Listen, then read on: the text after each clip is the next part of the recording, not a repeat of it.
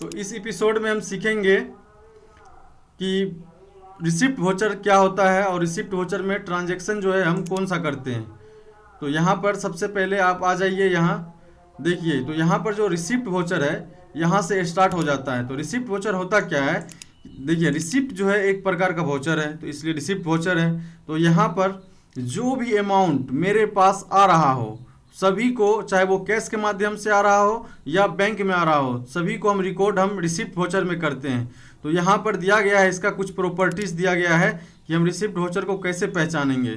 तो यहाँ पर जैसे कि कैश और चेक के माध्यम से रुपया आप रिसीव कर रहे हैं, अब वो डायरेक्ट इनकम हो या फिर इनडायरेक्ट इनकम हो, या फिर आपको पार्टी से रुपया आ रहा है जो कि आपका सैलरी डेबिटर हो या आपका कस्टमर हो, तो वैसे ट्रांजेक्शन को हम रिसिप्ट वोचर में एंट्री करेंगे। तो यहाँ पर लिखा हुआ है हाउ टू एंट्री, मतलब कि आप रिसिप्ट वोचर में एंट्री कैसे करेंगे।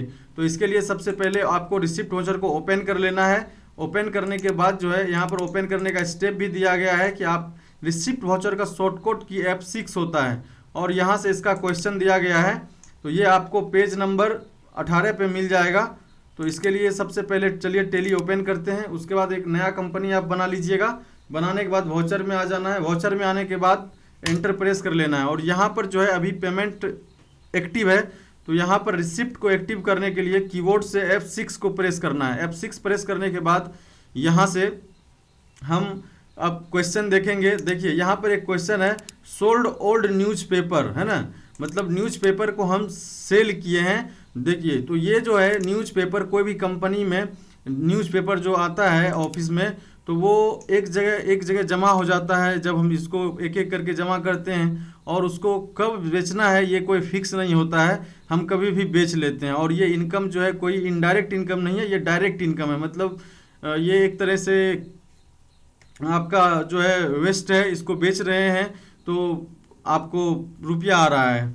तो यहाँ पर जो है हम क्या करेंगे, तो इसको लिखने के लिए, रिकॉर्ड करने के लिए टैली के अंदर सबसे पहले रिसिप्ट वोचर को ओपन कर लेना है और यहाँ पर जो है ओल्ड न्यूज़पेपर लिखना है, ओल्ड न्यूज़पेपर। अब ओल्ड न्यूज़पेपर, ओल्ड न्यूज़पेपर लिख लिए। उसके बाद यहाँ पर आकर के इसका ग्रुप सेलेक्ट करेंगे। तो इसका ग्रुप जो है यहाँ पर डायरेक्ट इनकम सेलेक्ट करेंगे, एंटर प्रेस करेंगे, एंटर। और ये सब में कुछ कहीं नहीं करना है अभी, और एंटर प्रेस करना है। उसके बाद यहाँ जो अमाउंट है वो आपको ऐड करना है। तो आप अपने PDF में 18 नंबर पेज पर क्वेश्चन को देख सकते हैं। यहाँ पर जो है 245 रुपये का आ रहा है अमाउंट, तो यहाँ पर लिखेंगे।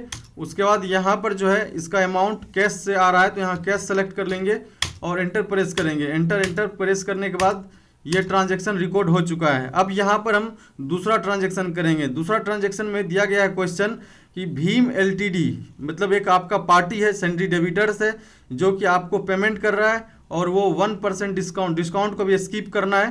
तो ये रुपया जो है आपको, जैसे कि बैलेंस शीट में कुछ पार्टी नेम था जो कि सैलरी डेबिटर में, उसमें से कोई एक पार्टी आपको पेमेंट कर रहा है। तो अपने मन से कुछ अमाउंट हम मान लेते हैं। इस क्वेश्चन में अमाउंट नहीं दिया गया है, कोई बात नहीं। तो यहाँ पर जो है आपको भीम LTD का एक अकाउंट बनवाना है और भी ग्रुप सेलेक्ट करना है, सैलरी डेबिटर्स, और एंटर प्रेस कर लेना है। ये जो बैलेंस बिल बाय बिल है इसको नो करके रखना है।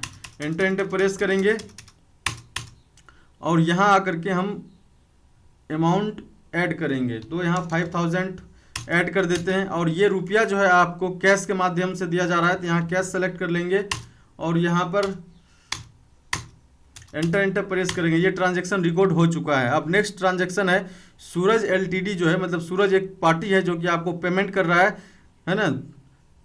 तो यहाँ पर 38,800 है। तो यहाँ पर हम रुपया किस मोड में ये दिया जा रहा है, तो HDFC बैंक का चेक पार्टी दे रहा है, बट आपका जो बैंक है वो है UTI बैंक।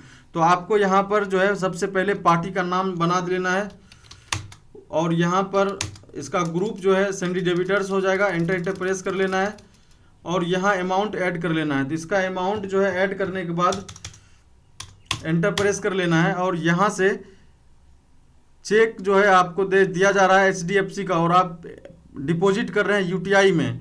तो यहाँ पर लिखना है UTI के बाद यहाँ पर बैंक अकाउंट सेलेक्ट कर लेना है बैंक अकाउंट सेलेक्ट कर लेने के बाद एंटर एंटर प्रेस कर लेना है, और एंटर एंटर प्रेस करने के बाद जो है यहाँ पर अब यहाँ बैंक का नाम देना होगा आपको, किस बैंक का चेक मिल रहा है। तो यहाँ पर आकर के आपको सेलेक्ट करना है HDFC और एंटर प्रेस कर देना है, एंटर फिर एंटर फिर एंटर, हो गया ट्रांजैक्शन रिकॉर्ड।